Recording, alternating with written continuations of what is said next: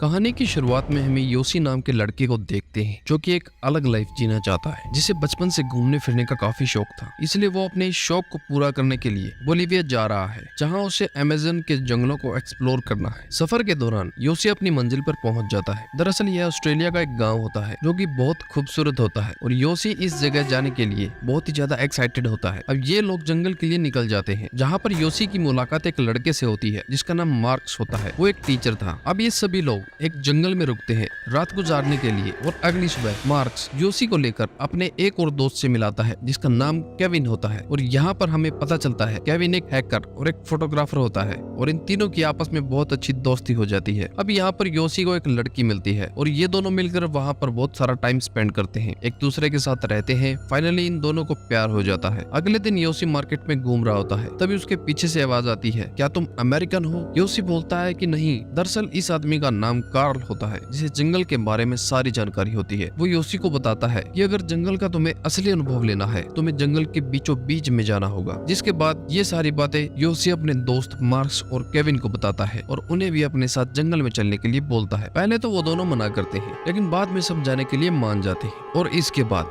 ये चारों लोग प्लानिंग करते हैं कि कैसे ये लोग जंगल के अंदर जाएंगे। कार्ल मैप में उन्हें इंडियन आदिवासियों का लोकेशन दिखाता है और वो कहता है कि हमें पहाड़ियों के बीच में जाना होगा। अगले दिन हम देखते हैं सुबह ये लोग एक प्लेन हायर करते हैं और जंगल के बीच में जाके उतरते हैं। रात होने पर ये सभी लोग जंगल में कैंप लगाकर आराम करने लगते हैं। दरअसल मार्क्स सबसे ज्यादा डरपोक होता है क्योंकि रात में उसे एक छोटा सा कीड़ा काट लेता है और वो ऐसे डर रहा होता है जैसे उस पर बहुत बड़े जानवर ने हमला कर दिया हो। अगले दिन ये सारे लोग अपने सफर के लिए निकल जाते हैं और वहाँ पर बहुत तेज बारिश हो रही होती है, जिसके बाद आगे बढ़ने पर इन्हें एक नया कबीला मिल जाता है जिसको देखकर ये सारे लोग बहुत ज्यादा खुश हो जाते हैं। यहाँ पर हमें पता चलता है कि इस कबीले में जितने भी लोग हैं वो सारे के सारे कार्ल को जानते थे और यहाँ पर वह सारे लोग इन गाँव वालों के साथ बहुत अच्छा टाइम बिताते हैं। अब नदी में योसी को एक सोने का टुकड़ा मिल जाता है जिसके बारे में कार्ल ने उसे बताया होता है, लेकिन पहले इन लोगों को कार्ल की बातों पर यकीन नहीं था, लेकिन अब धीरे धीरे इन लोगों को कार्ल पर भरोसा होने लगता है। अब इसके बाद ये लोग अपनी मंजिल की तरफ निकल पड़ते हैं इंडियन आदिवासी को ढूंढने के लिए, जिसको आज तक किसी ने भी नहीं देखा है। अब इन लोगों को चलते चलते रात हो जाती है। अब यहाँ पर कार्ल एक बंदर को मारकर सबको खाने के लिए बंदोबस्त करता है। अगले सुबह ये लोग फिर से चलना चालू कर देते हैं। यहाँ पर हम देखते हैं मार्क्स की हिम्मत टूटने लगती है क्योंकि चलते चलते उसके पैरों में छाले पड़ जाते हैं और मार्क्स की वजह से इन सारे लोगों को जंगल में एक जगह रुकना पड़ता है। आगे हम देखते हैं सुबह होने पर मार्क्स की हालत और ज्यादा खराब हो जाती है। अब यहाँ पर कार्ल उन लोगों से कहता है कि कबीला पहुंचने में अभी भी हम लोगों को 3 से 4 दिन लग सकते हैं और मार्क्स चल भी नहीं सकता। जिस पर योसी कहता है कि कोई बात नहीं, हम मार्क्स को उठा के ले जाएंगे। लेकिन कार्ल आकर सबको वापस चलने के लिए कहता है, लेकिन योसी बहुत दूर से आया होता है इसलिए वो हार नहीं मानता। यहाँ पर केविन एक बीच का रास्ता निकालता है। वो कहता है कि हम पानी के रास्ते आगे बढ़ेंगे जिस पर मार्क्स को भी चलना ना पड़े। अब यहाँ कार्ल उन लोगों से कहता है कि यह इतना आसान नहीं है, नदी के रास्ते जाने में बहुत खतरा है और वहाँ पर हमारी जान भी जा सकती है। लेकिन ये तीनों लोग किसी तरह से कार्ल को मना लेते हैं और एक नाव बनाने लगते हैं। अब यहाँ पर कार्ल सब लोगों से कहता है कि सब लोग मुझे फॉलो करेंगे और जैसा मैं बोलूंगा आपको वैसा ही करना है। अब ये सारे लोग निकल जाते हैं, लेकिन पानी के रास्ते आगे बढ़ना इतना आसान नहीं था। आगे उनके सामने एक बहुत बड़ी चट्टान आ जाती है और इस नदी के पानी का बहाव भी बहुत तेज हो जाता है। इस नदी में इतना ज्यादा बहाव होता है कि उनकी नाव उस बहाव में बहने लगती है। अब केविन कहता है कि हमें नदी के बहाव में चलना चाहिए, लेकिन कार्ल उसकी बात को नहीं मानता, जिस वजह से इन दोनों के बीच में बहस शुरू हो जाती है। लेकिन योसी अपने लोगों को रोक लेता है और नाव को किनारे लगाता है और यहाँ कार्ल बहुत गुस्सा होता है। वो कहता है कि तुम लोगों ने मेरी बात क्यों नहीं मानी। कार्ल उन लोगों से कहता है कि आज हम यहीं रुकेंगे और फिर अपना सफर कल तय करेंगे। अब केविन योसी के पास आता है और वो कहता है कि शायद कार्ल को तैरना नहीं आता है और इसलिए वो पानी से इतना ज्यादा डरता है। दरअसल कार्ल को एक्चुअल में तैरना नहीं आता है और इसलिए वो नदी के रास्ते नहीं जाना चाहता था। अब यहाँ पर किसी तरह से रात काटने के बाद सुबह वह लोग जाने की तैयारी करने लगते हैं, लेकिन कार्ल यहाँ अपना इरादा बदल लेता है। वो उन लोगों को पैदल ही अपने साथ चलने के लिए कहता है। अब ये सब सुनकर उन लोगों की परेशानी और भी बढ़ जाती है। सुबह यह लोग डिसाइड करते हैं कि 2 लोग पैदल चल के जाएंगे और 2 लोग नाव लेके जाएंगे, जिसके बाद मार्क्स कार्ल के साथ अपनी मंजिल की तरफ निकल जाता है। अब केविन और योसी भी अपनी राह को निकल जाते हैं और वो लोग बहुत खुश होते हैं क्योंकि नाव का सारा कंट्रोल अब इनके पास था। अब ये लोग आगे बढ़ना चालू कर देते हैं, लेकिन ये सफर इतना आसान नहीं होता। इसके बाद योशी आराम से अपने नाव पर लेटा हुआ होता है। तभी यहाँ पर एक बहुत बड़ी लहर आती है और इनकी नाव को पलट देती है, जिससे वह एक पत्थर पर जाके रुक जाते हैं और यहाँ के लोग फंस चुके थे।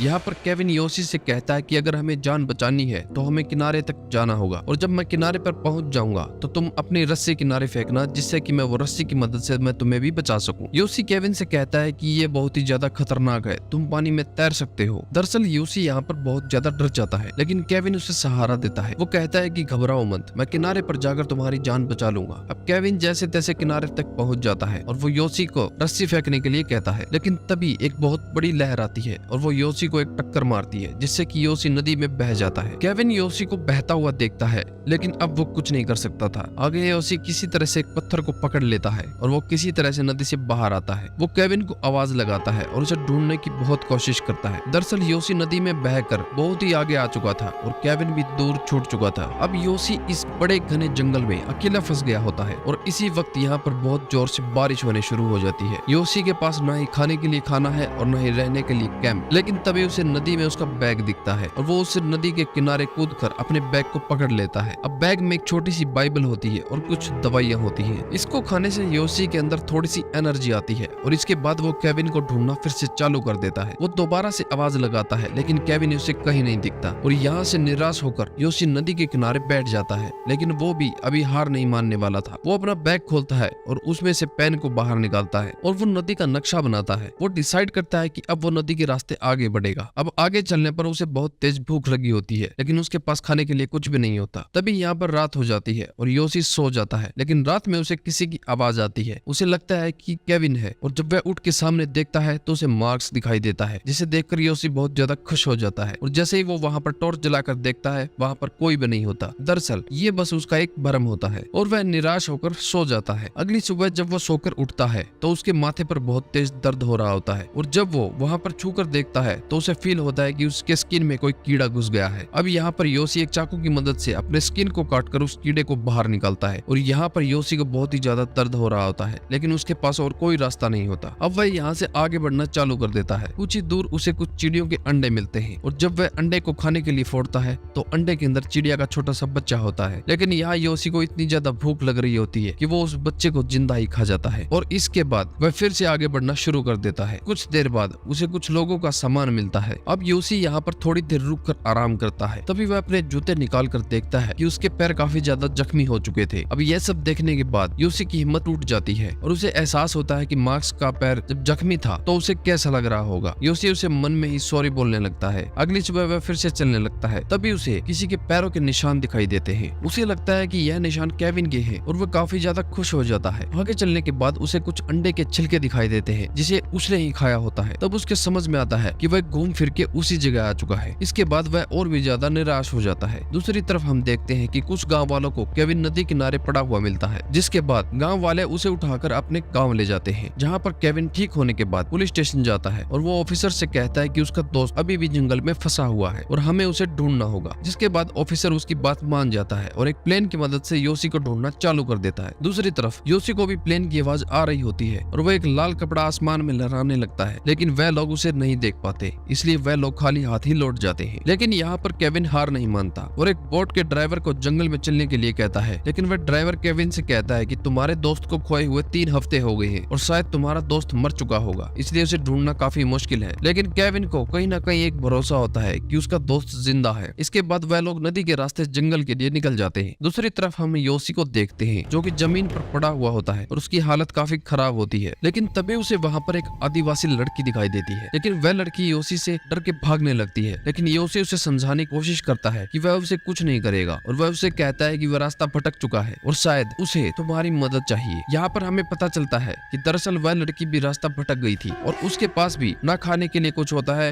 न रहने के लिए। यहाँ पर योशी को नहीं पता कि उस लड़की को इंग्लिश आती है या नहीं, लेकिन फिर भी वह उससे बातें करता रहता है क्योंकि कुछ दिनों के बाद किसी और से बात कर रहा होता है। जब उस लड़की के साथ उसकी बात नहीं होती तब वह आगे बढ़ना चालू कर देता है, जिसके बाद रात होने पर वह दोनों सो जाते हैं और सुबह होने के बाद हम देखते हैं कि वह लड़की वहाँ से गायब हो जाती है। यहाँ पर हमें पता चलता है कि दरअसल वह लड़की कभी वहाँ थी ही नहीं। यह सब योशी के मन का भ्रम होता है। अब धीरे धीरे योशी भूख और प्यास के कारण अपना मानसिक संतुलन खोने लगता है और पागलों जैसी हरकतें करने लगता है और आगे बढ़ने लगता है। तभी उसका पैर एक दलदल में फंस जाता जाता है, जिसके बाद वह अपने आप को कंट्रोल करने की कोशिश करता है। और तभी उसे एक बात याद आती है कि ईश्वर हमेशा हमारे साथ है, जिससे उसकी थोड़ी हिम्मत मिलती है और वह जैसे तैसे करके दलदल से बाहर निकल जाता है। लेकिन उसकी समस्या यहीं खत्म नहीं होती, जिससे कि उसे पूरे शरीर पर जंगली चींटियां फैल जाती हैं, जिसे काटने पर वह दर्द से तड़प उठता है। उसी दौरान उसे अपनी सारी जिंदगी फ्लैशबैक में दिखने लगती है। इसके बाद थोड़ी सी राहत मिलने के बाद वह एक नदी के पास पहुंच जाता है, जहाँ पर वह एक कछुए से बातें करने लगता है और अब उसकी सारी हिम्मत टूट चुकी होती है और वह सोचते सोचते वहीं सो जाता है। अगली सुबह हम देखते हैं कि केविन योसी को ढूंढते ढूंढते उसी जगह पर आ जाता है और चारों तरफ उसे ढूंढने लगता है, लेकिन योसी उसे कहीं नहीं दिखता। अब उसे भी लगने लगा था कि शायद उसका दोस्त मर चुका है और वह वापस जाने की तैयारी करने लगता है। लेकिन तभी हम देखते हैं कि योसी को उसकी आवाज आने लगती है। दरअसल योसी एक गड्ढे के अंदर सोया हुआ था, जिसकी वजह से केविन भी उसे देख नहीं पाया था। जब योसी उस गड्ढे से बाहर आकर देखता है तो उसे केविन वापस जाता हुआ दिखाई देता है, लेकिन योसी के अंदर अब उसमें इतनी भी ताकत नहीं थी कि वह उठकर केविन को आवाज लगा सके। लेकिन आखिरकार हिम्मत कर खड़ा हो जाता है और केविन को एक धीमी आवाज लगाता है और ये आवाज केविन सुन लेता है और दौड़कर योसी के पास आ जाता है और उसे गले लगा लेता है। जिसके बाद केविन उसे गांव लेकर आता है, जहां पर गांव वाले योसी को देखकर हैरान हो जाते हैं कि आखिर अब तक वह जिंदा कैसे बच पाया। इसके बाद हम देखते हैं कि योसी केविन से शुक्रिया कह रहा होता है और केविन भी उसे शुक्रिया कहता है। जिसके बाद सारे लोग योसी को बचाए रखने के लिए ईश्वर का धन्यवाद दे रहे होते हैं और इसी के साथ ये कहानी यहाँ पे खत्म हो जाती है। दोस्तों,